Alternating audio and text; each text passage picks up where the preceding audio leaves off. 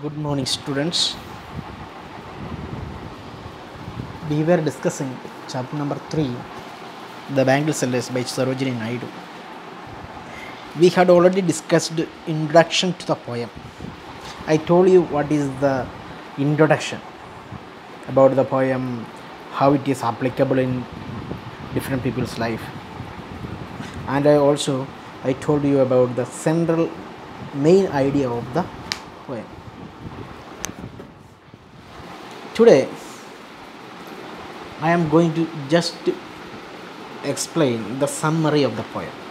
First, before going into the poem, we will see what is a summary. Listen. The speaker in the poem is one of the bangle sellers. That is very important.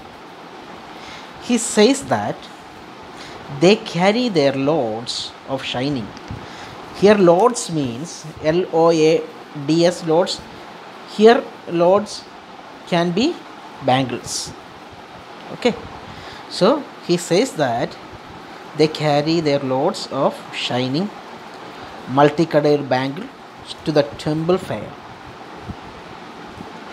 Their prospective buyers happy and daughters and happy wives. Their prospective buyers are happy daughters and happy wives.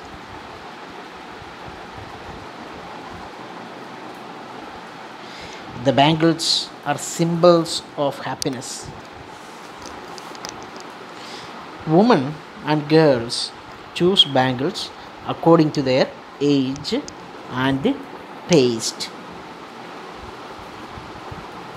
Virgins or unmarried girls choose bangles of silver and blue hue. They also like bangles that are bright, transparent, and have the freshness like that of newborn leaves.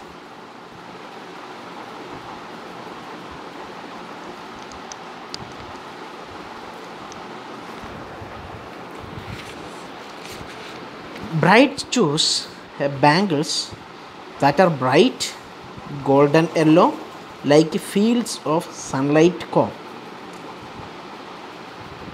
The bangles are symbols of their heart's desire on the day of their marriage. Purple or grey bangles with fleck of gold are chosen by a married woman who leads a happy married life, has born children, performed her duties to her homes, children, husband and family God. You understood? This is the summary of the poem. Once more listen. The speaker in the poem is one of the bangle sellers. He says that they carry their loads of shining. Loads means bangles of shining. Multicolored bangles to the temple fair.